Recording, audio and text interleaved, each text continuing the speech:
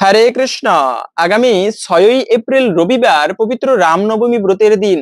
বছরে যত প্রকার ব্রত রয়েছে সব থেকে শ্রেষ্ঠ ব্রত হচ্ছে এই রামনবমী ব্রত। তাই এই শুভ দিনে কিছু করেন কিংবা না করেন, কুকুর বা গাভীকে খাইয়ে দিন এই একটি খাবার। এতে জীবনের অশুভ কেটে যাবে এবং অখণ্ড সৌভাগ্য প্রাপ্তি হবে। পাশাপাশি শাস্ত্রে এই রামনবমী ব্রতের বিশেষ মাহাত্ম্য কথা বর্ণনা করা হয়েছে।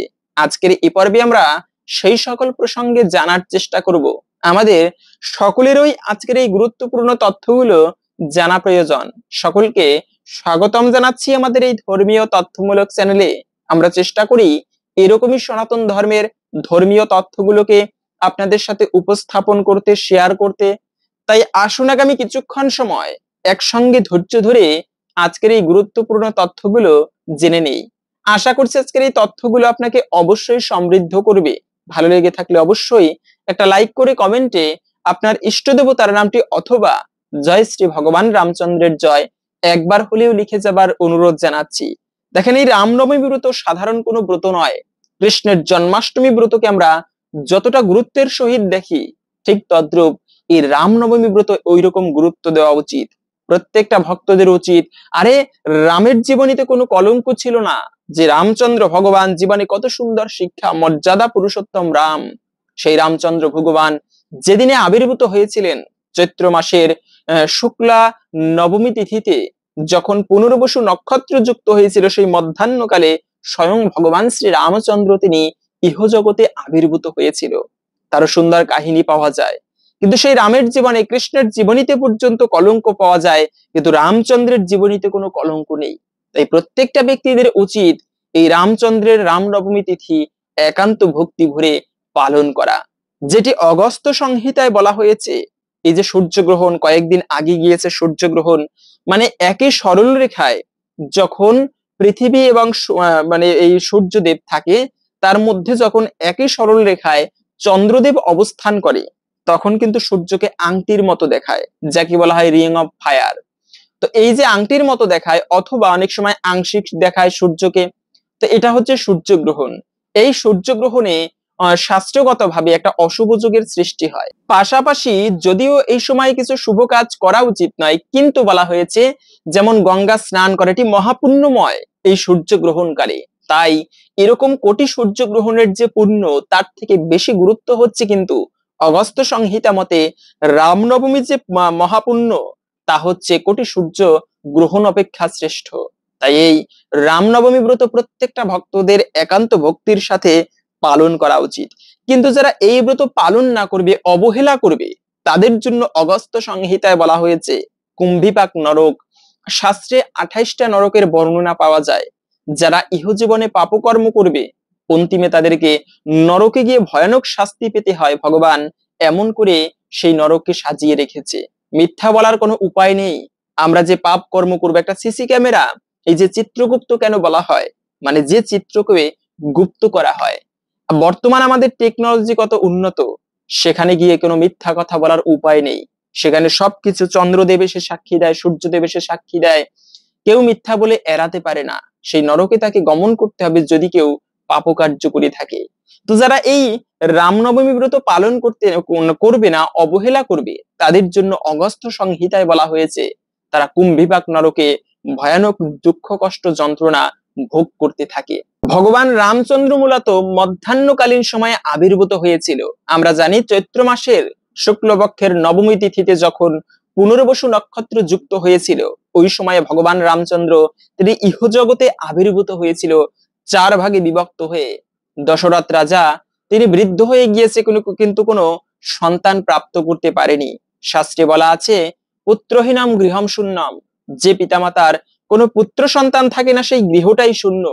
আরে পুত্রার্থে ক্রিয়েত ভার্যা পুত্রপিণ্ড প্রয়োজনম, স্ত্রী গ্রহণ করা উচিত একমাত্র পুত্র সন্তানের উদ্দেশ্যে। কিন্তু আমরা অনেক সময় আছে, মেয়ে হলে খুশি হতে পারি না, একটা ছেলে সন্তান চাই। সেক্ষেত্রে হ্যাঁ, এটা বলা আছে বংশে যদি হয় একজন, নিজেও তরিতে পারে তরাই কতজন। একটা বংশে ভালো একটা সৎ পুত্র আসা, এটি খুবই ভাগ্যের, সৌভাগ্যের বলা হয়েছে। যেমনটা ছিল দশরথ রাজা, তিনি বৃদ্ধকাল এসে পড়েছে কিন্তু কোনো সন্তান নেই। অনেক যাগযজ্ঞ করেছেন, অনেক ধর্মপ্রাণ ব্যক্তি ছিল, এই দশরথ রাজা, তথাপিও তার কোনো সন্তান প্রাপ্ত হলো না। তখন তিনি গুরুদেব বশিষ্ঠ মুনির কাছে গিয়ে প্রার্থনা জানালেন, হে গুরুদেব, আমি কিভাবে পুত্র সন্তান প্রাপ্ত করতে পারি? তখন বশিষ্ঠ মুনি বলেছিল যে তুমি মহাদেবের তপস্যা করো, হরগৌরীর পুজো করো, তবে তাদের কৃপায় তোমার পুত্র সন্তান হতে পারে। তখন মহাদেবের পুজো করলো কৌশল্যা, রাম, তারপরে দশরথ রাজা। মহাদেব মা পার্বতী উদয় হয়ে বলল, তোমরা একটা কাজ করো, পুত্রেষ্টি যজ্ঞ করো, এর ফলে তোমাদের পুত্র সন্তান প্রাপ্ত হবে। এবং এই রামেরও কিন্তু একজন দিদি ছিল, নাম ছিল শান্তা। সেই শান্তা তখন পুত্রেষ্টি যজ্ঞ কে করাবে, পৌরোহিত্য কে করবে? বর্তমানে আমরা যে কোনো ব্যক্তিকে ব্রাহ্মণ বলে দাবি করি, ব্রাহ্মণের ছেলে হলেও তিনি ব্রাহ্মণ নয় যদি সেই গুণগুলো না থাকে। ভগবান শ্রীকৃষ্ণ গীতার মধ্যে বলেছেন, চাতুর্বর্ণম ময়া সৃষ্টম গুণকর্ম বিভাগস। চারটা বর্ণ বিভাগ সৃষ্টি করেছে, বা এটা গুণ এবং কর্ম অনুসারে। আমি শিক্ষকের সন্তান, কিন্তু আমি যদি ডিগ্রি অর্জন করে চাকরি না পাই যোগ্যতার মাধ্যমে, তাহলে কিন্তু আমি শিক্ষক হতে পারবো না, শিক্ষকের সন্তান হলেও। তো ব্রাহ্মণের ছেলে আমি, কিন্তু যদি সেই ব্রহ্ম গুণগুলো আমার মধ্যে না থাকে, তবে তুমিও ব্রাহ্মণ নও।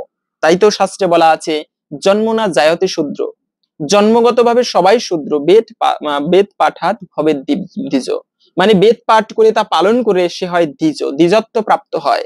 সেজন্য এই যে ব্রাহ্মণ ভালো যাগযজ্ঞ করার জন্য কলিযুগে সেরকম শুদ্ধাচারী ব্রাহ্মণ নেই বললেই চলে। ওই পুত্রেষ্টি যজ্ঞ কে করাবে? এমন ব্রাহ্মণ দরকার যিনি জীবনে কোনোদিন নারীর মুখ দর্শন করে। সে যদি পুত্রেষ্টি যজ্ঞ করায়, তবে এই পুণ্য ফল প্রাপ্ত করা যাবে। তখন একমাত্র ঋষি ছিল ঋষ্যশৃঙ্গ মুনি। সেই মুনিকে আনা হলো। এরপরে সেই মুনির মাধ্যমে সেই পুত্রেষ্টি যজ্ঞ করিয়ে সেখান থেকে পায়েস উঠে এসেছিল। একটা দেবী হাতে করে পায়েস নিয়ে এসেছিল এবং 3 রানীকে খাইয়ে দেওয়া হলো। তখন সেই 3 রানীর থেকে ভগবান 4 ভাগে বিভক্ত হয়ে সেই 3 রানীর গর্ভে আবির্ভূত হয়েছিল ভগবান রামচন্দ্র। সেজন্য বড়ই অদ্ভুত তার চরিত্র। কৃষ্ণলীলা যতটা আকর্ষণ করে, তার থেকে বেশি আকর্ষণ করে এই রামচন্দ্রের লীলা কথা। তা আগামী 2025 সালের আগামী 6ই এপ্রিল রবিবার এই রামচন্দ্রের সেই রামনবমী ব্রত অনুষ্ঠান উদযাপিত হবে। তাই আপনারা সকলে পালন করবেন। কেন করব না সেই ব্রত? শাস্ত্রে বলা আছে, অগস্ত্য সংহিতায় আরো পাওয়া যায়, দেবরাজ ইন্দ্র স্বয়ং, দেবতাদের রাজা যিনি ইন্দ্র, যার কথায় দেবলোক পরিচালিত হয়, সেই ইন্দ্র, আপনিও ইন্দ্র হতে পারবেন। মহাপুণ্য করতে হয় এজন্য। 100 অশ্বমেধ যজ্ঞ যদি কেউ করতে পারে, তবে সে ব্যক্তি পরের জীবনে ইন্দ্র হতে পারবে। তাই এরকম করে সেই ইন্দ্র তিনি পর্যন্ত রামনবমী ব্রত একান্ত ভক্তির সহিত পালন করে। শুধু তাই নয়, যিনি ভক্তির সহিত এই ব্রত পালন করবে, তিনি কি ফল লাভ করতে পারে? বছরে যত প্রকার ব্রত রয়েছে, সব থেকে শ্রেষ্ঠ একটি ব্রত হচ্ছে কিন্তু এই রামনবমী ব্রত। যারা এই ব্রতটি পালন করবে, তাদের জন্য বলা হয়েছে তারা এই জন্ম মৃত্যুর চক্র থেকে উদ্ধার প্রাপ্ত হয়ে বৈকুণ্ঠে ভগবানের কাছে গমন করতে পারে। রবীন্দ্রনাথ ঠাকুরের কথা, কবে যে আমি বাহির হলাম তোমারই জ্ঞান গেয়ে, সে তো আজকে নয়। ওই ভগবানের কাছে আমরা সবাই ছিলাম, কিন্তু কবে যে আমরা বাহির হয়েছি তার থেকে এটা কেউ বলতে পারবে না। প্রত্যেকে আমরা ভগবানের কাছে ছিলাম। এই জগতে কেন এসেছি? কেননা এই জগৎটা হচ্ছে নরক তুল্য। এই জগতে প্রকৃতই কেউ সুখী হতে পারে না। বস্ত্রালয়ে গেলে বস্ত্র পাওয়া যায়, বিদ্যালয়ে গেলে বিদ্যা পাওয়া যায়। ভগবান শ্রীকৃষ্ণ অর্জুনকে বলেছেন, হে অর্জুন, দুঃখালয়ম অশাশ্বতম, এই জগৎটা হচ্ছে দুঃখের আলয়, এখানে প্রকৃতই কেউ সুখী হতে পারে না। তাই সেজন্য মূলত এই জগতে আমরা দুঃখ কষ্ট ভোগ করতে এসেছি, এবং তার মধ্যে এই মনুষ্য জীবন, এটি সর্বোত্তম ভগবানকে প্রাপ্ত করার জন্য। সেজন্য এই মনুষ্য জীবন ধারণ করে যদি কেউ ভক্তির সাথে এই রামনবমী ব্রত পালন করতে পারে, তিনি জন্ম মৃত্যুর এই চক্রকে উত্তীর্ণ হতে পারে। মনুষ্য জীবনটা এমনি এমনি ভগবান দেয়নি। এই মনুষ্য জীবনের একমাত্র উদ্দেশ্যই হচ্ছে যেন আমরা ভগবানের সেবা করে তার কাছে ফিরে যেতে পারি। এটা একমাত্র উদ্দেশ্য হওয়া উচিত। আমরা জীবন ধারণ করে কত সুখী হতে চাই এই জগতে, কত কিছু করি, কত বাড়ি করি, কত গাড়ি করি, এগুলো দরকার রয়েছে এই জীবনে, কিন্তু থাকলেও মূল উদ্দেশ্য হওয়া উচিত ভগবানকে প্রাপ্ত করা। সেজন্য যারা এই ব্রতটি পালন করবে, তারা সেই জন্ম মৃত্যুর চক্রকে, জন্মিলে মরিতে হবে অমর কি কোথা কবে, জাতস্য বিধি ধ্রুব মৃত্যু ধ্রুবম জন্ম মৃত্যু সোজা, যার জন্ম হয়েছে তার মৃত্যু অবশ্যম্ভাবী, এটি কেউ এড়াতে পারে না। হলেও সেই মৃত্যু নিয়ে আমরা ভাবনা করি না, চিন্তা করি না। এই জন্ম মৃত্যুর চক্র, যতবার জন্মাবে ততবার দেহ পাবে, ততবার তোমার সংসার হবে, এই জগৎ হবে। কিন্তু তুমি ভগবানকে যদি লাভ করতে না পারি, তবে এই জগতে খালি দুঃখ কষ্টই ভোগ করে যেতে হবে। তাই অনেক প্রকার মাধ্যম রয়েছে ভগবানের কৃপা লাভ করার জন্য। তন্মধ্যে এই রামনবমী ব্রত পালন করলে তারা জন্ম মৃত্যুকে উত্তীর্ণ হতে পারে। কিন্তু কিভাবে এই ব্রতটি পালন করব? মনে রাখবে, একাদশী ব্রত যেভাবে পালন করি ঠিক তেমনি এই রামনবমী ব্রত, ব্রতের আগের দিনে সংযম পালন করতে হয়। আমরা অনেকে আছে সংযম পালন করি না। শাস্ত্রে বলা আছে, সংকল্পেন বিনা রাজন ইয়াৎ কিঞ্চিত কুরুতে নরা ফলঞ্চ অল্পকম তস্য ধর্মস্য অধ্যক্ষয় ভবেৎ। সংকল্পবিহীন যে যাগযজ্ঞ করা হয়, ধর্মানুষ্ঠান করা হয়, তাহা কিন্তু সকল কিছুর ফল অল্প হয়ে থাকে। তাই সংকল্প করতে হয়, আগের দিনে ব্রত যে করব পরের দিনে, তার জন্য পূর্ব প্রস্তুতি নিতে হয়। সেজন্য নিরামিষ খাবার গ্রহণ করতে হয়, সংযম পালন করতে হয়। অনেকে প্রশ্ন করে, বা একজন ব্রাহ্মণ এরকম প্রশ্ন করেছেন যে খাবারের মধ্যে কি ধর্ম?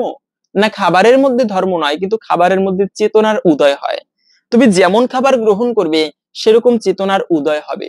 তাই যারা আধ্যাত্মিক স্তরে উন্নতি লাভ করতে চায়, এদের জন্য শুদ্ধ সাত্ত্বিক খাবার গ্রহণ করা আবশ্যক। নিরামিষ খাবার খেতে হয়, অন্তত পক্ষে সব সময় আমরা নিরামিষ খেতে না পারি, কিন্তু বিশেষ করে এই একাদশী ব্রতের আগের দিনে, তারপরে বিশেষ শুভ দিনে, বা যারা ব্রত করবেন তার আগের দিনে নিরামিষ খাবার গ্রহণ করে তারপরে রাত্র 11টার আগে খাবার খেয়ে দন্ত ধাবন করা উচিত ব্রত করার জন্য। কেন?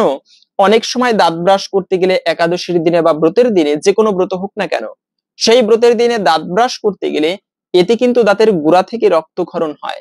আর ব্রতের দিনে যদি সেই রক্তক্ষরণ হয়, তবে বলা হয়েছে সেই ব্রতে দোষ লাগে, ব্রত ভঙ্গ হয় না, কিন্তু ব্রতে দোষ লাগে, ব্রতের সম্পূর্ণ ফল প্রাপ্ত করা যায় না। তাই এটি খেয়াল রাখতে হবে যেন ব্রতের দিনে যে সবজি কাটতে গিয়ে, ফল কাটতে গিয়ে হাত কেটে যায়, অনেক সময় হাত পা কেটে যায়, তো এটি যেন না হয়। এতে কিন্তু ব্রতের সম্পূর্ণ ফল প্রাপ্ত করা যায় না। আবার দাঁতের গোড়ায় অনেকের খাবার আটকে থাকে, ব্রতের দিনে সেই খাবার পেটে গেলে এতেও কিন্তু ব্রতে দোষ লাগে। তো এই বিষয়গুলো খেয়াল রাখতে হবে। আবার আমরা অনেক সময় আগের দিনে নিরামিষ খাবার গ্রহণ করি ব্রতের, কিন্তু নিরামিষ খাবার কেন খাই? যেন সারাদিনটি ভালোভাবে আমি কাটাতে পারি। ঝগড়া করা, রাগারাগি করা উচিত নয়, চিৎকার চেঁচামেচি করা উচিত নয়, ঝই ঝামেলা করা উচিত নয়। তাহলে এটি হচ্ছে প্রকৃত সাত্ত্বিক জীবন। একটা শৃঙ্খলার মধ্য দিয়ে নিয়ম কানুন মেনে চলাকে বলা হয় সাত্ত্বিক জীবন। তো আমি আগের দিনে নিরামিষ খেয়েছি, কিন্তু রাগারাগি কমাতে পারিনি, ঝগড়া ঝই ঝামেলা কমাতে পারিনি, এটিকে প্রকৃত উপবাস বা ব্রত বলা হয়নি। দ্বিতীয়ত হচ্ছে যে এই দিনে অবশ্যই আপনারা উপবাস কেন বলি? উপমানে নিকটে, বাস মানে বাস করা। এখন আমি রামনবমী ব্রতের দিনে উপবাস করেছি, ভক্ত সঙ্গ করি না, আজে বাজে কথা বলে বেড়াই, মানে ইচ্ছা স্বাধীনভাবে চলাফেরা করি, সারাদিনটি ঘুমিয়ে কাটাই, এটি ভুলক্রমেও করা উচিত নয়। যে কোনো ব্রতের দিনে যে কাজগুলো ভুলেও করতে নেই, তার মধ্যে প্রথমত হচ্ছে যে ঘুমানো উচিত নয়। ব্রত করে যদি কেউ ঘুমায়, এতে কিন্তু ব্রতের সম্পূর্ণ ফল প্রাপ্ত হয় না। আবার সেই ঘুমিয়ে ঘুমিয়ে যদি স্বপ্ন দেখে আমি খাবার খাচ্ছি, তাহলে এটি সেই ব্রত তৎক্ষণাৎ ভঙ্গ হয়ে যায়। সেজন্য মূলত ব্রতের দিনে কখনো উচিত নয় দিনের বেলা ঘুমানো। তাই এই রামনবমী ব্রতের দিনে আপনারা প্রত্যেকটা ব্যক্তি খুবই ভোরে ভোরে ঘুম থেকে ওঠা উচিত, শয্যা ত্যাগ করা উচিত। শাস্ত্রে বলা আছে, সূর্যদেব উদিত হবার পূর্বে আমাদের প্রত্যেকের শয্যা ত্যাগ করে স্নান করে ঠাকুর পুজো বা ইষ্ট দেবতার সাধনায় কাটানো উচিত। কিন্তু আমরা অলস, বেশি বেলা করে ঘুমাই। যে ব্যক্তি ঘুমিয়ে থাকে তার ভাগ্যটাও ঘুমায়, একটা কথা রয়েছে। তাই সকালবেলা ঘুম থেকে উঠে ইষ্ট দেবতার পুজো করা উচিত। যত ব্যস্ততা থাকি না কেন বা থাকুক না কেন, সকালবেলা চেষ্টা করবেন বিশেষ করে ঠাকুরের পুজো করতে, ভগবানের পুজো করতে। এটি সর্বমঙ্গলময় ঠাকুর পুজোতে, কেননা ইষ্টদেবের কৃপা হলে কারো সাধ্য নেই সেই ব্যক্তির ক্ষতি করতে পারে। বিশেষ করে রামনবমীর মতো এত পুণ্যময় দিনে বেশি ঘুমিয়ে কাটানো উচিত নয়। সারাদিনে আপনারা অনেক ব্যস্ততা থাকলেও চেষ্টা করবেন রামের উদ্দেশ্যে পুষ্পাঞ্জলি দিতে, এটি আরো বেশি মহিমাপূর্ণ। এভাবে করে আপনারা ওই দিনে অবশ্যই যে কার্যটি করবেন তা হচ্ছে পুষ্পাঞ্জলি। পুষ্প নিয়ে ভগবানের কৃপা লাভ করার জন্য এই রামের একজন ভক্ত ছিল, নাম ছিল সৌবরী, সাঁওতাল কন্যা ছিল সৌবরী। বৃদ্ধ মা, তিনি যুবতীকালের সাঁওতাল কন্যা, বিবাহ হয়েছে, দেখতে ছিল কালো। তো আগের দিনে বাবা মা দেখে শুনে বিবাহ করাতো, ছেলে তার মানে যে মেয়ের সাথে তার বিবাহ হচ্ছে তিনি দেখেনি, এভাবে করে বাবা মায়ের পছন্দে বিবাহ করেছে। তো আগের দিনে পালকিতে করে নিয়ে যাওয়া হতো, পালকিতে করে নিয়ে যাওয়া হচ্ছে, যাবার সময়ে সেই ছেলে যখন তার স্ত্রীকে দেখেছে এত কুৎসিত, সেই বনের মধ্যে ফেলে রেখে চলে গেল। তো ওই যুবতী সেই বনের মধ্যে কান্না করতে লাগলো সেই সৌভরী, কেননা বিবাহের সময় পতি স্বামী তাকে ফেলে গিয়েছে, দুঃখের আর সীমা নেই। কান্না করতে থাকলো, কিন্তু একটা অদ্ভুত বিষয়, সেই বনের মধ্যে হিংস্র পশু বাঘ এবং হরিণ একই ঘাটের জল খাচ্ছে, কিন্তু কেউ কাউকে হিংসা করছে না। এটা একটা অদ্ভুত বিষয়। তিনি ভালো করে একটু লক্ষ্য করলো, সেই বনের মধ্যে পাতঙ্গ নামে এক মহামুনির আশ্রম দেখতে পেল। সেই মুনিবরকে দেখে তার চরণে গিয়ে প্রণাম করে কান্না করতে লাগলো। মুনিবর বলল, যে দেবী তুমি চিন্তা করো না, কান্না করো না, আমি তোমার জন্য এতক্ষণ এখানে অপেক্ষা করেছিলাম, না হলে অনেক আগেই চলে যেতাম। তোমাকে আমি রাম নামে দীক্ষা দিচ্ছি, তুমি রামের জন্য প্রতিদিন পুষ্প দিয়ে রাস্তা সাজিয়ে রাখবে, একদিন রামচন্দ্র ভগবান তোমাকে কৃপা করতে আসবে। আর ওই যে গুরুদেব রাম মন্ত্রে দীক্ষা দিয়েছেন, তাই প্রতিদিন সেই সৌভরী প্রতিদিন রামের মন্ত্র জপ করে, ভালো ভালো ফল ফল খায়, বনের ভালো ফলগুলোকে রামের জন্য রেখে দেয়। শুধু তাই নয়, রামের জন্য রাস্তা সাজিয়ে রাখে। কিন্তু সেই যুবতী থেকে বৃদ্ধকাল কত বছর হয়ে গিয়েছে, কিন্তু কখনো রামচন্দ্র সেই সৌভরীর গৃহে আসেনি, বনের মধ্যে যায়নি। অথচ প্রতিদিন তিনি গুরু আজ্ঞার প্রতি ভক্তি রেখে রামের জন্য রাস্তা সাজিয়ে রাখতো।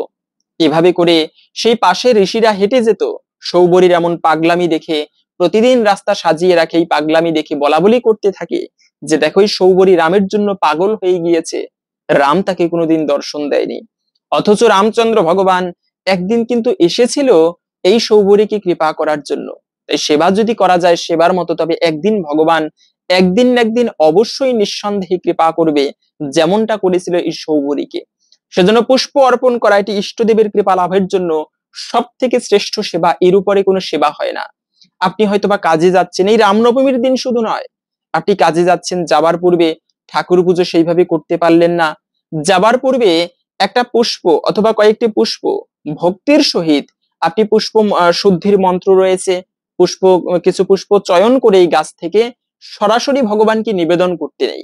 প্রথমে তা শুদ্ধ করতে হয়, প্রথমে তাতে জল দিয়ে একটুকু জল, তারপরে চন্দন মিশ্রিত করে সেখানে 2 হাত দিয়ে মন্ত্র প্রার্থনা করতে হয়। ওম পুষ্পে পুষ্পে মহাপুষ্পে সুপুষ্পে পুষ্প সম্ভবে পুষ্প চয়া বুকীর্ণে চহুং ফট স্বাহা। এই মন্ত্রে পুষ্প শুদ্ধি করতে হয়। আপনারা যদি ভালো বুঝতে না পারেন, সার্চ করবেন, পুষ্প শুদ্ধির মন্ত্র পেয়ে যাবেন।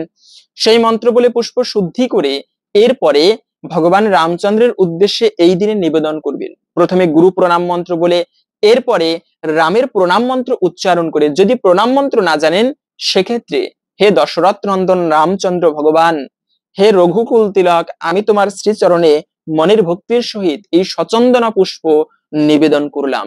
এভাবে করে আপনি সেই পুষ্প নিবেদন করবেন, আপনার বাংলা ভাষায় মনের আরতির সহিত ভগবানের কাছে প্রার্থনা করবেন। এতে ভগবান অত্যন্ত প্রসন্ন হয়। এরপরে যদি আপনার কোনো মনস্কামনা থাকে, মনোবাসনার কথা থাকে, তা রামচন্দ্র ভগবানকে জানাবেন। যদিও ভগবানের পুজো করা উচিত নিঃস্বার্থ ভাবে, তথাপি অনেকের অনেক রকম মনস্কামনা থাকে। আরে রামের জীবনে কত সুন্দর সুন্দর শিক্ষা, রামের জীবনে কোনো চাওয়া পাওয়া ছিল না। একদিন দশরথ রাজা তিনি বসেছিল রাজ সিংহাসনে, সেখানে আলেখ্য দর্শন করতেছিল, খেয়াল করলো তার কানের পাশ দিয়ে 2টি চুল পেকে গিয়েছে। মনে মনে চিন্তা করলো, আমার আর রাজ্যে রাজা থেকে লাভ নেই, কেন বৃদ্ধকালের পরে ভগবানের সেবায় কাটানো উচিত, এই রাজ্যের সুখ ভোগ করে করা আমার এখন আর উচিত নয়। তাই আগামীকালকে আমি রামকে রাজা করে দেব। আর যে রামকে দশরথ রাজা নিজের প্রাণের থেকেও বেশি ভালোবাসতো, রামকে বলে দিল, রাম তুমি মানসিক ভাবে প্রস্তুতি নাও, আগামীকালকে তোমার রাষ্ট্রীয় যজ্ঞ হবে, তুমি রাজা হবে এই অযোধ্যা নগরীর। তো এটা শুনে রামচন্দ্র খুশি, রাজ্যে ঢেরা পেটিয়ে দেওয়া হলো যে রামচন্দ্র ভগবান রাজা হবে। তো ঠিক আছে, সবাই খুবই খুশি, প্রজারাও, আর রামচন্দ্রও খুশি। কেন? তার পিতা বা বাবা তাকে একটি সেবা দিয়েছে বা দিবে, এই জন্য রামচন্দ্র ভগবান খুশি। কিন্তু অবাক করা বিষয় হচ্ছে, যেদিনে রামচন্দ্রের রাজা হবার কথা, সেই দিনে তিনি শুনতে পেল তিনি রাজা হবে না, তাকে 14 বছরের জন্য বনবাসে যেতে হবে। কিন্তু অদ্ভুত বিষয়, রামচন্দ্র ভগবান এই কথা শোনার পরেও তার মনে বিন্দুমাত্র দুঃখ নেই। কেন? এমনকি মুখের হাসি পর্যন্ত পরিবর্তন হয়নি। কেন? এজন্যই যে রামচন্দ্র ভগবান চিন্তা করলেন, বা তার মনের মধ্যে এই ভাব, আমি অযোধ্যায় থাকলে রাজা হলে তাও বাবার আদেশ পালন করতাম, আবার বনবাসে যাচ্ছি তাও পিতৃ আজ্ঞা। তাই পিতৃসত্ব পালনের জন্য রামচন্দ্র 14 বছরের বনবাসে গিয়েছিল। এ হচ্ছে রাম। আর বর্তমানে যদি কেউকে বলা হয় 14 বছর নয়, 14 দিনের জন্য বনবাসে যেতে হবে, তৎক্ষণাৎ মারামারি শুরু হয়ে যাবে বাবার সামনে। এ হচ্ছে বর্তমান জগৎ। যে রামচন্দ্রের রাজসভায় একটা কুকুর পর্যন্ত যথার্থ বিচার পেয়েছিল, ন্যায় বিচার। একটা কুকুর সে রাস্তার মধ্যে বসেছিল, আর একটা ব্রাহ্মণ তিনি স্নান করে, গঙ্গা স্নান, সেই রাস্তা দিয়ে যাচ্ছিল। যাবার সময় দেখলো একটা কুকুর সে পথ আগলে বসে আছে, ঘুমিয়ে আছে। তো ওই ব্রাহ্মণ, একটা কুকুর ডেঙানো উচিত নয়, অপবিত্র হয়ে যাবে তার শরীর। আর ব্রাহ্মণ, তাই তিনি একটুকু রেগে গিয়ে সেই কুকুরটাকে জোরে প্রহার করেছে লাঠি দিয়ে। কুকুর অবলা প্রাণী, এজন্য মনে রাখবে কখনো কোনো প্রাণীকে বিনা কারণে কষ্ট দেওয়া উচিত নয়। বহুরূপে সন্মুখে ছাড়ি কথা, খুঁজেছ ঈশ্বর, জীবে প্রেম করে যেই জন, সেই জন সেবিছে ঈশ্বর। জীবের সেবা করার মাধ্যমেও, পশু পাখির সেবা করার মাধ্যমে, এর মাধ্যমে ইষ্টদেবের কৃপা লাভ করা যায়। কখনো কোনো প্রাণীকে ভুলক্রমেও কষ্ট দিতে নেই, তবে সেই কষ্টের ফল একদিন কোনো না কোনো দিন তোমাকেও ভোগ করতে হবে। তাই কোনো প্রাণীকে বিনা কারণে কষ্ট দিতে দিতে নেই। তাদের সেবা করবে, সেবা করতে না পারলেও ভুল করেও যেন তারা কষ্ট না পায় তোমার মাধ্যমে। ওই ব্রাহ্মণ লাঠি দিয়ে একটি পিটান দিল। কুকুরটা কান্না করতে করতে, ঘেউ ঘেউ করতে করতে সে রামের রাজসভায় উপস্থিত, এই ন্যায় বিচার চাওয়ার জন্য গিয়েছে। রাজপ্রহরীরা তাকে আটকে দিয়েছে। তখন বললাম, আমি রামের সাথে দেখা করব, আমার সাথে হওয়া অন্যায়ের বিচার চাই। কান্না করতে লাগলো, ব্যথায় ছটফট করছে। সেই রামচন্দ্র ভগবান তাকে রাজসভায় ডাকলো। তখন ভগবানকে জানালো, প্রভু, একটা একটা ব্রাহ্মণ আমাকে বিনা কারণে এরকম ভাবে প্রহার করেছে। রামচন্দ্র ভগবান বলল, তুমি কি চাও? এই ব্রাহ্মণের কি বিচার চাও বলো তুমি? তখন কুকুরে বলল, প্রভু, আপনি পরের জন্মে এই ব্রাহ্মণকে এমন জন্মদান করাবেন যেন এই কুকুরের মতো খাটতে হয় একে। তাই সেই কুকুরকে পর্যন্ত ভগবান ন্যায় বিচার দিয়েছিল, একটা পশু পর্যন্ত ন্যায় বিচার পেয়েছিল। এ হচ্ছে রামের রাজ্য। তাই বলতে হয়, আজও পর্যন্ত মানুষ সেই রাম রাজ্য কামনা করে। যে রামচন্দ্র ভগবান, যার নাম হচ্ছে, এই রামনবমীর দিনে আপনি আরো যদি ব্রত করেন কিংবা না করেন, তবে এই কার্যটিও করবেন। তা হচ্ছে রামের মন্ত্র জপ করবেন। আর যে মন্ত্র জপ করে, যে রাম নাম জপ করে রত্নাকর দস্যু থেকে বাল্মীক মুনিতে পরিণত হয়েছিল, সেই নাম প্রত্যেকে আপনারা জপ করবেন। এই দিনে আপনারা, আরো বিষয় হচ্ছে, এই দিনে ভুলেও কাউকে কষ্ট দিতে নেই। তাহলে ব্রত করেন কি, যতই আপনি ব্রত করেন, তাহলে কিন্তু সেই ব্রতের সম্পূর্ণ ফল প্রাপ্ত করা যায় না।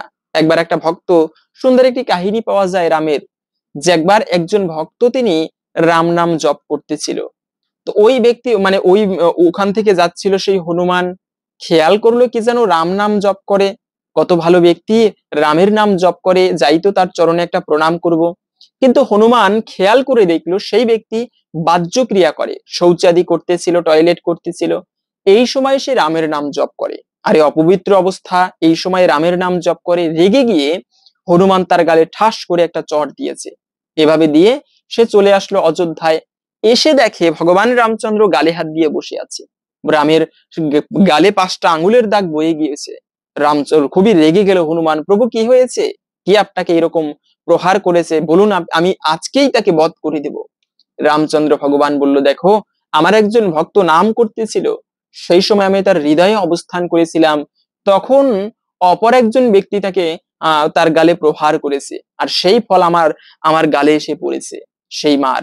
তখন সেই হনুমান বুঝতে পারলো যে ব্যক্তি নাম করেছিল তাকে মারা উচিত হয়নি। ভগবান শিক্ষা দিচ্ছেন এখান থেকে, যে কোনো অবস্থাতেই, সূচি কিংবা অসুচি, যে কেউ নাম করতে পারবে রাম নাম। আর এই রাম নামের এত দিব্য শক্তি, যে মন্ত্র জপ করে রত্নাকর দস্যু থেকে বাল্মীক মুনিতে পরিণত হয়েছিল। আর এই রত্নাকর দস্যু, যার নাম শুনলে রাজারা পর্যন্ত ভয়ে কম্পিত হতো, সেই রত্নাকর দস্যু এতটা পাপিষ্ঠ ছিল, সাধুদেরকে হত্যা করে করে তাদের থেকে ধন সঞ্চয় করে তারপরে জীবিকা নির্বাহ করত। এভাবে করে একদিন স্বয়ং নারদ মুনি সেই রত্নাকর দস্যুকে কৃপা করার জন্য তার কাছে গেল। কিন্তু নারদ মুনির অনেক অলংকার আদি দেখে সেই রত্নাকর দস্যু তাকে বাধ্য, বলল, তোমার আজকে সবকিছু ছিনিয়ে নেব, ভালোই ভালোই দিয়ে দাও। তখন নারদ মুনি বুদ্ধি করে বলল যে, আমি তো আমার সবকিছু দিয়ে দিব, কিন্তু আমার একটা প্রশ্নের উত্তর দিতে হবে তোমাকে। বলে, না, আমি কোনো শর্ত মানি না, তোমাকে নিঃশর্তে দিতে হবে, না হলে এখনই বধ করে দেব। তখন শান্ত ভাষায় বুঝালো, বলে, আমি এমনিতেই তোমাকে সব দিয়ে দেব, তবে এই একটা প্রশ্নের উত্তর দাও তো, সে প্রশ্নটা হচ্ছে, তুমি যে এই পাপ কর্ম করো, তুমি তো জানো, কিন্তু তোমার এই পাপের ফল তোমার স্ত্রী আদি এরা কি নিবে? যাদের জন্য তুমি এই পাপ কর্ম করো, তারা কি তোমার এই পাপের ফল নিবে? যাও এই প্রশ্নের উত্তরটা জেনে আসো। তখন বললো, আচ্ছা তোমাকে এভাবে রেখে গেলে তুমি তো চলে যাবে, না আমাকে বেঁধে রেখে যাও। গাছের মধ্যে বেঁধে, সে একটা গাছের সাথে নারদ মুনিকে বেঁধে রত্নাকর দস্যু বাড়িতে গেল। আসলেই তো কথা, আমি যে এই পাপ কর্ম করি, এত পাপ, এই পাপের ফল কি আমার স্ত্রীগণ বা বাবা মা এরা কি নেবে? বাড়িতে গিয়ে বাবাকে বলল, বাবা তুমি তো জানো আমি এত পাপ কর্ম করি, আচ্ছা তুমি কি এই পাপের ফল নেবে? বলে, না আমরা কেন পাপের ফল নিব? তোমাকে সারা জীবন বড় করেছি, লালন পালন করেছি, মানুষ করেছি, ছোট্টবেলা থেকে শিক্ষা দিয়েছি, জানো কোনটা ভালো কোনটা খারাপ। এখন তুমি কিভাবে বড় হয়ে সংসার পরিচালনা করবে সেটা তোমার ব্যাপার, তোমার মধ্যে সেই জ্ঞান রয়েছে। আমরা বৃদ্ধ, আমরা এখন বাচ্চাদের মতো, আমাদের কিভাবে ভরণ পোষণ করবে সেটা তোমার ব্যাপার, কিন্তু তোমার পাপের ফল আমরা নিতে পারবো না, এটা ক্ষমা করবে। তখন সেই রত্নাকর দস্যুর মনে চমক মেরে গেল, আরে কাদের জন্য আমি এই পাপকর্ম করি? স্ত্রীকে গিয়ে বলল, দেবী তুমি তো অর্ধাঙ্গিনী, স্বামীর সুখে দুঃখে সবসময় স্ত্রী পাশে থাকে, এ হচ্ছে অর্ধাঙ্গিনী, সবসময় যিনি স্বামীর পাশে থাকে। আচ্ছা আমি যে পাপকর্ম করি, এই পাপের ফল কি তুমি ভাগ নিবে? তখন রত্নাকর দস্যুর স্ত্রী বলতে লাগলো, প্রভু অর্ধাঙ্গিনী মানে স্বামীর পুণ্যের ভাগ পাবে, কিন্তু পাপের ফল নিতে নয়, রাজি নয়। তুমি জানো কোনটা ভালো কোনটা খারাপ, তো তুমি পাপকর্ম করছো, এই পাপের ফল আমি নিতে পারবো না, আমায় ক্ষমা করো। শুনেই তো রত্নাকর দস্যুর মনে চমক মেরে গেল। তিনি বুঝতে পারলো ওই ব্যক্তি সাধারণ কোনো ব্যক্তি নয়, নিঃসন্দেহে কোনো মুনি ঋষি আমাকে কৃপা করার জন্য এসেছে। গিয়ে সাষ্টাঙ্গে প্রণাম করলো, গুরুদেব আমাকে রক্ষা করুন, আমি জীবনে মায়ার মোহে মোহিত হয়ে ধন সম্পদের লোভে কত পাপকর্ম করেছি, আমাকে আপনি উদ্ধার করুন। তখন সেই নারদ মুনি রাম নামে দীক্ষা দিয়েছিল, কিন্তু একটা অদ্ভুত বিষয়, সেই রত্নাকর দস্যু রাম নাম পর্যন্ত উচ্চারণ করতে পারে না। এত পাপিষ্ট এই রাজা যে রাম নাম পর্যন্ত তার মুখ থেকে উচ্চারিত হচ্ছে না। তখন নারদ মুনি বুদ্ধি করে বলল, তুমি মরা মরা উচ্চারণ করো, 3বার মরা বললে একবার রাম হয়, রাম নাম হয়, এই মরা নাম উচ্চারণ করো, তাহলেও তুমি রামের কৃপা লাভ করতে পারবে। আর সেই রত্নাকর দস্যু ধ্যান করে তপস্যা করতেছিল, রাম নাম জপ করে। যে ব্যক্তির এত বছর সাধনা করেছিল, তার শরীর থেকে উইয়ের ঢিপি হয়েছিল, উইয়ের বাসা হয়ে গিয়েছে, শুধুমাত্র হাড় ছিল, সেই হাড়ের মধ্যে থেকে প্রাণ সঞ্চারিত হচ্ছিল, রাম নাম উচ্চারিত হচ্ছিল। বড়ই পবিত্র এই নাম, বড়ই শুভ এই নাম। তাই এই রামনবমীর দিনে যারা ব্রত করবেন, যারা না করবেন, সবাই এই কার্যটি করবেন। কলিযুগের যুগধর্ম যে মন্ত্র রয়েছে, সেই হরে কৃষ্ণ মহামন্ত্র জপ করবেন, রামের নাম জপ করবেন, অথবা গুরুদেব যে মন্ত্রে দীক্ষিত করেছে সেই মন্ত্র প্রত্যেকেই আপনারা জপ করবেন।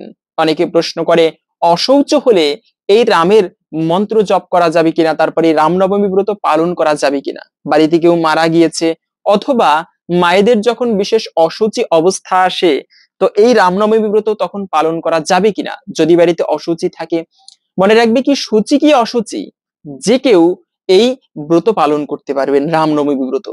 ভক্তি ভরে এই ব্রত প্রত্যেকে পালন করতে পারবেন, সেটা সূচি হোক কিংবা অসুচি। তবে ঠাকুর পুজো করতে গেলে কিছু বিধান রয়েছে, নিয়ম রয়েছে, কিন্তু ব্রত যে কেউ পালন করতে পারবে। এবং উপবাস কতক্ষণ করতে হবে, এই রামনবমী ব্রত নিয়ে একটা দ্বিমত রয়েছে। অনেকে আছে অর্ধবেলা উপবাস করে, অনেকে আবার একাদশী ব্রতের মতো সারাদিনটি উপবাস করে পরের দিনে পালন করে। সেক্ষেত্রে প্রকৃত শাস্ত্রীয় নিয়ম কোনটা? মনে রাখবে, রামনবমী ব্রতের শাস্ত্রে হরিভক্তি বিলাসী নিয়ম রয়েছে যে রামের অভিষেক করার পরে, অনুষ্ঠানের পরে পালন করা যায়। সেক্ষেত্রে দুপুর বেলা রামের অভিষেক করে আপনারা, রামচন্দ্র ভগবান দুপুর বেলায় আবির্ভূত হয়েছিল, ওই সময় আপনারা অভিষেক করে তারপরে সেই রামচন্দ্র ভগবানের চরণামৃত গ্রহণ করে এরপরে আপনারা পালন করতে পারেন ব্রতের। তবে অনেকে আছে সন্ধ্যার পরে পালন করে, রামের অভিষেক করে, এরকমটাও করতে পারেন। অনেকে আবার একাদশীর মতো পরের দিনে পালন করে, সেরকমটাও করতে পারেন। তার মানে যারা অর্ধবেলা উপবাস করবে তাদের কিন্তু নিন্দা করা যাবে না, কেননা তারা শাস্ত্রীয় নিয়ম পালন করছে। আমি সম্পূর্ণ দিন পালন করব, কিন্তু যারা অর্ধবেলা উপবাস করে তাদের কিন্তু নিন্দা করা যাবে না, কেননা এটি শাস্ত্রীয় নিয়ম তারা পালন করছে। সেজন্য এই বিষয়টা খেয়াল রাখতে হবে, কখনো যেন কারো নিন্দা করা না হয়। সম্পূর্ণ করতে পারলে ভালো, কিন্তু যারা না করবে তাদের কিন্তু নিন্দা করা যাবে না। তবে সবাই এই দিনটি বিশেষ করে পালন করবেন। একটুকু না খেয়ে থাকাই প্রকৃত ব্রত নয়, এই দিনে রামের উদ্দেশ্যে অভিষেক করাতে হয়, পঞ্চামৃত দিয়ে স্নান করাতে হয়, দধি, দুগ্ধ, ঘৃত, মধু, চিনির জল বা বিভিন্ন প্রকার ফলের জুস এগুলো দিয়ে রামচন্দ্রের মূর্তি স্নান করাতে হয়, ভক্তি ভরে রামচন্দ্রকে প্রণাম করতে হয়, রামায়ণ কথা পাঠ করতে হয়, শ্রবণ করতে হয়। এই দিনে আপনারা পাঠ করবেন সবাই মিলে। রামচরিত্র বড়ই অদ্ভুত চরিত্র, তাই এইভাবে আপনারা এই ব্রত পালন করবেন। এবং এই ব্রতের দিনে কি কি খাবার খাওয়া যাবে মনে রাখবে, সর্বোত্তম হচ্ছে নির্জলা ব্রত করবেন। অন্ততপক্ষে দুপুরের আগে পর্যন্ত, ব্রত ভঙ্গ করার আগে পর্যন্ত নির্জলা ব্রত করবেন, জলফোঁটা পর্যন্ত পান করবে না। তবে যারা অসুস্থ তারা আপনারা ফলমূল গ্রহণ করতে পারেন, যে কোনো প্রকার ফল খেতে পারবেন, দুগ্ধ খেতে পারবেন, এভাবে করে আপনারা ব্রত পালন করতে পারবেন। এবং যে সময় ব্রত ভঙ্গ করবেন সেই অভিষেকের পরে ব্রত ভঙ্গ করতে পারেন। তবে যারা সারাদিন ব্রত করবে, পরের দিনে পারণটা কখন করবে? যদি কেউ সারাদিন ব্রত করে, পারণ করবেন পরের দিন 9টার আগে, সকাল 9টার আগে আগে আপনারা পঞ্চরবিশস্য প্রসাদ দিয়ে ভগবানের কাছে প্রার্থনা করে তারপরে এই ব্রতের পালন করে নেবেন। তো এখন আমরা জেনে নিচ্ছি ভিডিওর মূল প্রসঙ্গ। এই ব্রতের দিনে কুকুর বা গাভীকে কোন খাবারটি খাইয়ে দিবেন, এতে জীবনের অশুভ কেটে যাবে এবং সৌভাগ্যের উদয় হবে। তবে তার পূর্বে শাস্ত্রে এই রামনবমী ব্রতের বিশেষ ব্রত কথা বর্ণনা করা হয়েছে। তাই যারা ব্রত করবেন কিংবা না করবেন সকলে আসুন ধৈর্য ধরে এই ব্রত কথা শ্রবণ করি, এতে অনেকাংশেই এই ব্রতের ফল লাভ করা যায়। এজন্যই তো সনাতন ধর্মের নববিধা ভক্তির প্রথমত হচ্ছে শ্রবণ করা, শ্রবণাম মঙ্গলম। আসুন আগামী কিছুক্ষণ সময় ধৈর্য ধরে এই রামনবমী ব্রত কথা শ্রবণ করি, এবং এই কথা শ্রবণ করার পরে আপনারা অবশ্যই এই শুভ দিনে একটা প্রদীপ প্রজ্বলিত করে রামের উদ্দেশ্যে নিবেদন করবেন। এতে অনেকাংশেই কিন্তু এই ব্রতের ফল প্রাপ্ত করা যায়। এরপরে আমরা ভিডিওর মূল প্রসঙ্গ জেনে নিচ্ছি। শুরু করছি রামনবমীর ব্রত কথা। ব্রহ্মার মানসপুত্র মহাযোগী সনক পিতৃ সমীপে উপস্থিত হইয়া জিজ্ঞাসা করিলেন, ভগবান প্রসিদ্ধ আছে রাজা দশরথের ঔরসে রানী কৌশল্যার গর্ভে ত্রিলোকনাথ ভগবান শ্রী রাম রূপে জন্মগ্রহণ করিয়াছিলেন। দশরথ ও কৌশল্যা এমন কি পুণ্য করিয়াছিলেন যে দুর্বাচল শ্যাম শ্রীরাম তাহাদের গৃহে অবতীর্ণ হইলেন? ব্রহ্মা কহিলেন, বৎস, তুমি জগতের কল্যাণার্থে অতি পবিত্র প্রশ্ন করিয়াছ, ইহার উত্তর দিতেছি, শ্রবণ করো। রাজা দশরথের যৌবনকাল প্রায় শেষ হয়ে এলো, অথচ তার কোনো সন্তান হলো না।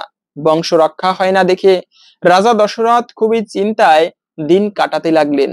শেষে তার কুলপুরোহিত বশিষ্ঠদেব রাজাকে বললেন তার স্ত্রীকে সঙ্গে নিয়ে শিব দুর্গার মন্ত্র জপ করতে। রাজা দশরথ ও তাহার মহিয়সী পতিপরায়ণা কৌশল্যা ধ্যানমগ্ন হইয়া শিব দুর্গা মন্ত্র জপ করিয়াছিলেন। তাহাদিগের কঠোর তপস্যায় শশী শেখরের হৃদয় প্রসন্ন হইল। তিনি তৎক্ষণাৎ রাজা ও রানীর পুরোভাগে আবির্ভূত হইলেন। কৈলাসপতিকে দেখিয়া রাজার আনন্দের অবধি রইল না।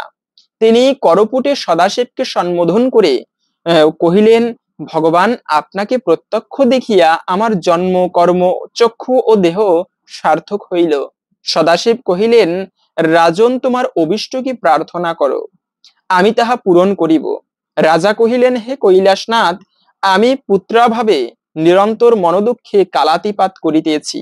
কি কার্য করিলে আমি পুত্ররত্ন লাভ করিতে পারি, আপনি তাহার উপায় বিধান করুন। সদাশিব কহিলেন, মহারাজ, তুমি ভক্তি সহকারে পুত্রেষ্টি যজ্ঞ সম্পাদন করো, তাহা হইলে কৌশল্যার গর্ভে ব্রহ্মাণ্ডপতি জনার্দন তোমার পুত্ররূপে অবতীর্ণ হইবেন। দেবাদিদেব চন্দ্রনাথ এই বলিয়া তিরোহিত হইলেন। অনন্তর রাজা দশরথ কৌশল্যার সহিত একত্র হইয়া যথাবিধান অনুসারে পুত্রেষ্টি যজ্ঞের অনুষ্ঠান করিয়াছিলেন।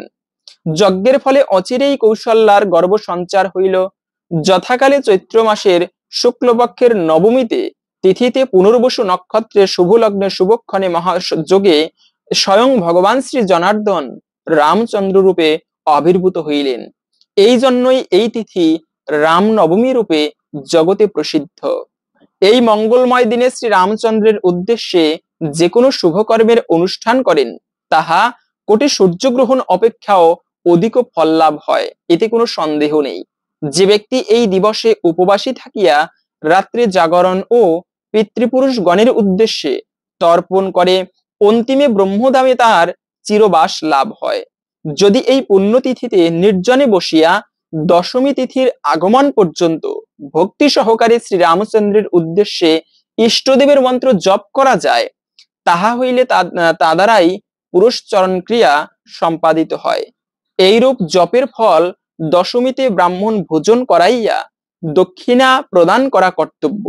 এই প্রকারে রামনবমী ব্রত সম্পাদন করিলে রঘুকুল তিলক রামচন্দ্র প্রসন্ন হইয়া ব্রতীর মনোবাঞ্ছা পূর্ণ করেন। এই রামনবমী ব্রত সর্বসুখের এবং সর্বপ্রকার মঙ্গলের আকর এবং পরম পবিত্র। ব্রহ্মার মুখে এই কথা শ্রবণ করিয়া তপস্যা শ্রেষ্ঠ সনক পুনরায় জিজ্ঞাসা করিলেন, হে পিত, এই প্রকার ব্রতের বিধান কি? কৃপকার তাহা কীর্তন করুন। ব্রহ্মা কহিলেন, ব্রতের পূর্বদিনে একাহারি থাকিয়া আমিষ ভোজীদের নিরামিষ খাবার গ্রহণ করাই বিধি। রাত্রিকালে কুশ বা কম্বলের শয্যায় শয়ন করিবে, কিন্তু স্ত্রীর সহিত শয়ন করিবে না। প্রাতকালে গাত্রোত্থান পূর্বক স্নান ও নিত্যক্রিয়া সমপনান্তে হইয়ে পবিত্র হইয়া যথাবিধি সংকল্প করিবে। তৎপরে ঘটে পটে শালগ্রাম শিলায় বা প্রতিমাতে শ্রীরামচন্দ্রের পূজা করিবে। প্রথমত কৌশল্যার ও তৎপরে দশরথের অর্চনা করিতে হয়। তদনন্তর পরিবারবর্গের পূজা করিবে, করিয়া নবগ্রহ দিকপাল ও অস্ত্রসমূহ অর্চনা করিবে। মধ্যাহ্নকালে শ্রীরামচন্দ্রের আবির্ভাব স্মরণ করিয়া পাদ্দার গাদি দ্বারা তার পূজা সম্পাদন পূর্বক 3টি পুষ্পাঞ্জলি প্রদান করিবে। রাত্রি জাগরণ করিতে হয়। পরদিন প্রভাতে স্নানান্তে যথাবিধি ভক্তি সহকারে শ্রীরামচন্দ্রের পূজা সমাপনান্তে ব্রাহ্মণকে ভোজন করাইবে ও দক্ষিণা দিয়া তাহাদিগকে সন্তোষ সাধন করিবে। তৎপরে নিজে পারণ করিবে। এবং যে ব্যক্তি এই রামনবমী ব্রত কথা শ্রবণ করে, সে ইহধামে পুত্রাদি সহ অতুল সুখে সংভোগ করিয়া দেহবসানে ব্রহ্মধামে গমন করিয়া থাকে। ভক্তি সহকারে ইহা শ্রবণ করিলে রোগীর রোগ দূর হয়, বন্ধানারী দীর্ঘজীবী এবং পুত্র লাভ করে এবং সপত্নীর দর্প চূর্ণ করিতে সক্ষম হয়। ইহার প্রসাদে নির্ধনের ধন লাভ ও ভয়ার্ত ব্যক্তি ভয় হইতে পরিমুক্ত হইয়া থাকে, ইহাতে কোনো সন্দেহ নেই। এই ব্রতের অনুষ্ঠান করিলে যেরূপ পূর্ণ ফল প্রাপ্ত করা যায়, নানাবিধি যজ্ঞ, কঠোর তপস্যা ও সর্বতীর্থে ভ্রমণ করার দ্বারাও তাদৃশ পুণ্য লাভের সম্ভাবনা নেই। হে বৎস, তোমার প্রতি স্নেহ হেতু আমি এই গুহ্য মাহাত্ম্য কীর্তন করিলাম। সাধারণের নিকট তুমি এই ব্রত কথা কদাচ প্রকাশ করিও না। যে ব্যক্তি ভক্ত, হরিভজনে যার ভেদ জ্ঞান নাই, তাদৃশ শিষ্যের নিকটই ইহা প্রকাশ করিও। এই ছিল মূলত ভগবান শ্রীরামচন্দ্রের সেই রামনবমীর ব্রত কথা এবং বৃদ্ধি। আশা করি বুঝতে পেরেছেন এই ব্রত পালন করলে আমরা কি ফল লাভ করতে পারি। তাই আপনি নিজে ভক্তি সহকারে এই ব্রত পালন করুন এবং সকলের মাঝে ছড়িয়ে দিন, যেন আমরা সবাই একান্ত ভক্তির সহিত এই রামনবমী ব্রত পালন করতে পারি। এবং এই দিনে কুকুর বা গাভীকে কোন খাবারটি খাইয়ে দিবেন? মনে রাখবি যে হনুমান রামচন্দ্রের অত্যন্ত প্রিয় প্রাণীর মধ্যে একটি হচ্ছে হনুমান। তাই সেই হনুমান বা বানরকে কোনো প্রাণীকে কখনো কষ্ট দিবে না। গাভীদেরকে যেমন এই পিণ্ডদান করার সময় নিয়ম রয়েছে, ভগবানকে ভোগ দিয়ে সেই প্রসাদ পিতৃপুরুষের উদ্দেশ্যে নিবেদন করতে হয় এবং কিছু অংশ প্রসাদ গাভীকে দিতে হয়, কিছু অংশ প্রসাদ গঙ্গা নদীতে দিতে হয়। তাহলে সেই পিতৃপুরুষ নরকে থাকলেও তাদের মঙ্গল হয়, সদ্গতি লাভ হয়ে থাকে। গাভীকে খাবার মাধ্যমেও গো সেবা তো কর্তব্যম গৃহস্থই পুণ্য লিপ্সবি। বাড়িতে পশু পাখি আসলে তাদেরকে খাবার দিতে হয়, মারা উচিত নয়, গাভীকে খাবার দিতে হয়, গো সেবা করতে হয়। যে সমস্ত গৃহস্থেরা পুণ্য লাভ করতে চায় তাদের উচিত গো সেবা তো কর্তব্যম, মানে গাভী মাতার সেবা করা। গাভীর সেবা করা কি? কচি কচি ঘাস দিলে এতেই পুণ্য হয়ে থাকে। এভাবে করে আপনি বিশেষ করে এই রামনবমীর দিনে ভগবানের ফল প্রসাদ গাভীদের খাওয়াতে পারেন, বা যদি সেই হনুমান থাকে, হনুমান বানরদের আপনি ফল দিতে পারেন, পশু পাখিদেরকে খাবার দিতে পারেন। কিন্তু কোনো পাখিকে যেন কষ্ট দেওয়া না হয়, এই পশু পাখিদের সেবা করার মাধ্যমেও ভগবানের সেবা করা হয়। তাই এভাবে করে জীবের সেবা করুন, এতেও জীবনে মঙ্গল হবে। আর মঙ্গল হওয়া মানে কি? ভগবানের কৃপা হলে সকল অশুভ কেটে যায়।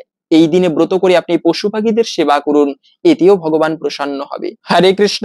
আশা করছি আজকের এই গুরুত্বপূর্ণ তথ্যগুলো জেনে আপনি একটু হলেও সমৃদ্ধ হয়েছেন। ভালো লেগে থাকলে অবশ্যই একটা লাইক করে কমেন্টে আপনার ইষ্ট দেবতার নামটি অথবা জয় শ্রীকৃষ্ণ ভগবানের জয় একবার হলেও লিখে যাবার অনুরোধ জানাচ্ছি। ভগবান শ্রীকৃষ্ণের কৃপায় সকলের জীবনে মঙ্গল হোক এই কামনা করে আজকের ভিডিওটি এখানে সমাপ্ত করছি। হরে কৃষ্ণ।